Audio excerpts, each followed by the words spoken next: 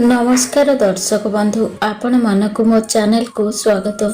दर्शक बंधु एही वर्ष गुरु पूर्णिमा बा व्यास पूर्णिमा जुलाई 10, 2025 रे पड़िबा को जाउ। तेणु एही पवित्र दिन रे आपण माने जदि तुलसी मूल रे एही गोटिए जिनिस बांधी दियंती ताहाले आपणकर समस्त दुख कष्ट दूर होइथाय। आपणक घरे केबे भी धन अन्नर अभाव होई न थाए। माँ लक्ष्मी सदा सर्वदा आपणक घरे निवास करिवे। जदि एही गुरु पूर्णिमा दिन आपण तुलसी मूलरे एही गोटिए जिनिस बांधी दियंती माता लक्ष्मीकर आशीर्वाद पाइबा सहित भगवान विष्णुकर आशीर्वाद मध्य प्राप्त होइथाय। आपणकर समस्त दुख कष्ट तुरंत दूर होइथाय।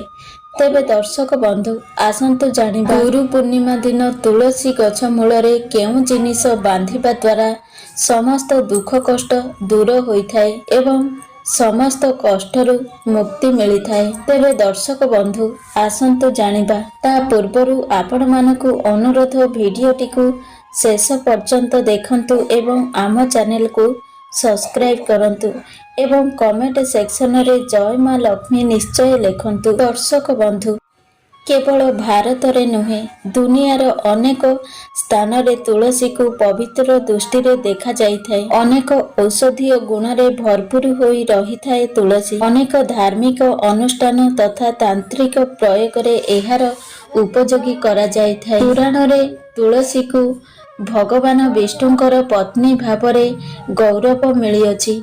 एही कारणରୁ तुलसी को जगत जननी अटंती।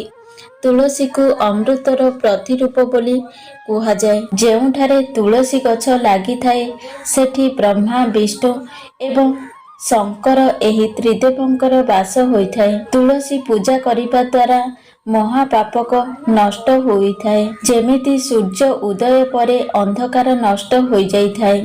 शास्त्र अनुसार ଯେଉଁ घरे तुलसी हराहर रहिଥାଏ ସେହି घरे सुख शांति एवं समृद्धि बास होइଥାଏ। भगवान विष्णुଙ୍କର पूजारे एवं प्रसादरे तुलसी पत्र रहिबा जरूरी होइଥାଏ। एहार बिना पूजा असंपूर्ण अटे। एही कारणରୁ ସବୁ हिंदू घरे तुलसी रहिबा जरूरी अटे। घरे सुख शांति बनी रहिबा पाई माँ तुलसी को चुनरी अवश्य चढ़ातु। तह समस्त लोक अजानतरे अनेक भूल करि देइथांती। तुलसी माँ को पूजा तो करिथांती किंतु ओढ़णी देई न थांती। एही कारणରୁ एमानकु फल प्राप्त होई न थाए। दर्शक बंधु ଯେଉଁ ଲୋକମାନେ तुलसी को विवाह करिथांती सेही लोक मानकु केबे भी कष्ट आसी न थाए। शालग्राम एवं तुलसी विवाह कराइबा फलरे कलह पाप दुख एवं रोग दूर होइथाए। दर्शक बंधु जदि आपण एही गुरु पूर्णिमा दिन जलरू किछि टोपा क्षीर मिसाई माँ तुलसी को अर्पण करिवे एहा द्वारा भगवान विष्णुଙ୍କର कृपा प्राप्त होइथाए। तुलसी को विष्णु प्रिया मना जाइथाए। एथिपाई तुलसी रे क्षीर चढ़ाइबा माने हेला भगवान विष्णु को क्षीर अर्पण करिबा। एही उपाय द्वारा घरे सुख समृद्धि आउ धनर वर्षा होइथाए। एही उपाय को गुरुवार दिन करिबा द्वारा जातकरे बृहस्पति ग्रह मजबूत होइथाए और घरर सबु कलह दूर होई जाइथाए। एबे मु आपणकु आउ गोटिए उपाय कहिबी जाहाकु आपण गुरु पूर्णिमा दिन आपणकर सबु समस्या को दूर करि पारिबे। एही उपाय आपण गुरु पूर्णिमा दिन करि पारिबे नहले कोनोसी भी गुरुवार दिन करि पारिबे। फल दिन रे करा जाइथिबा एही महा उपाय आपणकर धन धान्य रे भरी देव। प्रथमे सकाळु उठी स्नान करी स्वच्छ वस्त्र परिधान करंतु एवं तापरे तुलसी गछ मूलरे गोटे नाली रंगर धागा को आपण बांधी दियंतु।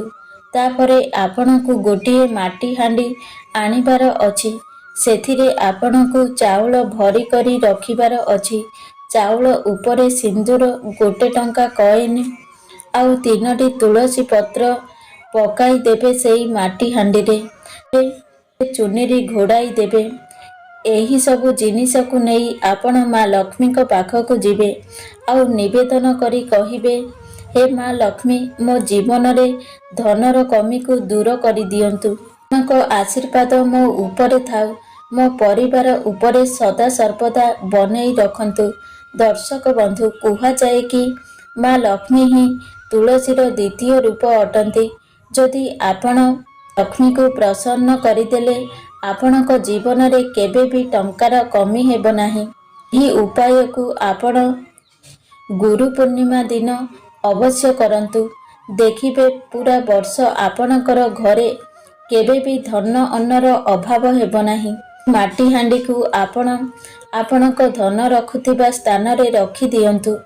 ଦର୍ଶକ ବନ୍ଧୁ, ଆପଣ ତୁଳସୀର ମହତ୍ତ୍ୱ ବିଷୟରେ ଜାଣିଥିବେ, କିନ୍ତୁ ଅନେକ ଲୋକ ଘରେ ତୁଳସୀ ଗଛ କିଛି କିଛି ଭୁଲ କରିଦିଅନ୍ତି, ଯାହାଦ୍ୱାରା କି ସେମାନଙ୍କୁ ପୂଜାର ଫଳ ପ୍ରାପ୍ତ ହୋଇପାରେ ନାହିଁ।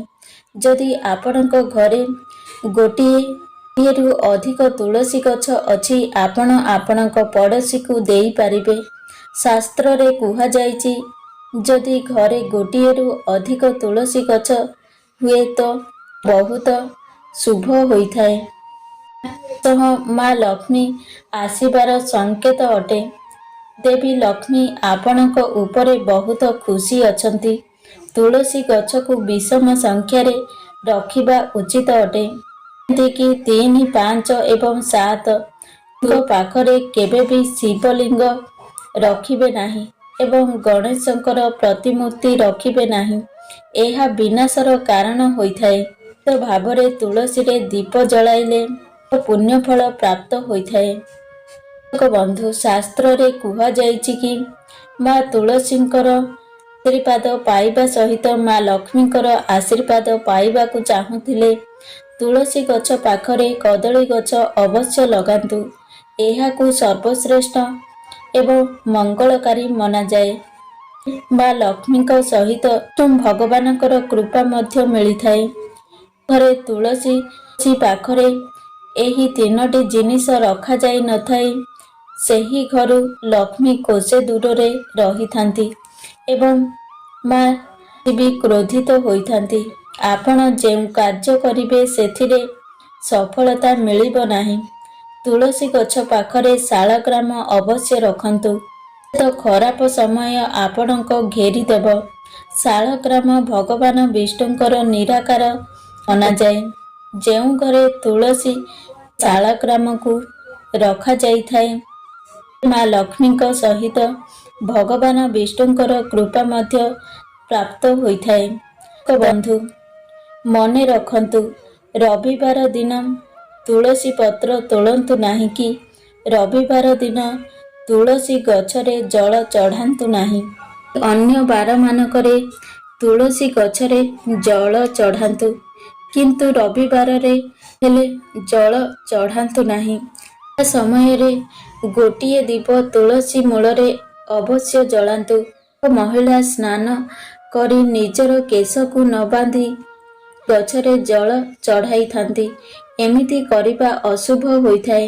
ମହିଳାମାନଙ୍କୁ ସର୍ବଦା ନିଜର କେଶକୁ ବାନ୍ଧି ମଥାରେ ସିନ୍ଦୂର ଲଗାଇ ତୁଳସୀରେ ଜଳ ଚଢ଼ାଇଲେ ତୁଳସୀଙ୍କର ଆଶୀର୍ବାଦ ମିଳିଥାଏ।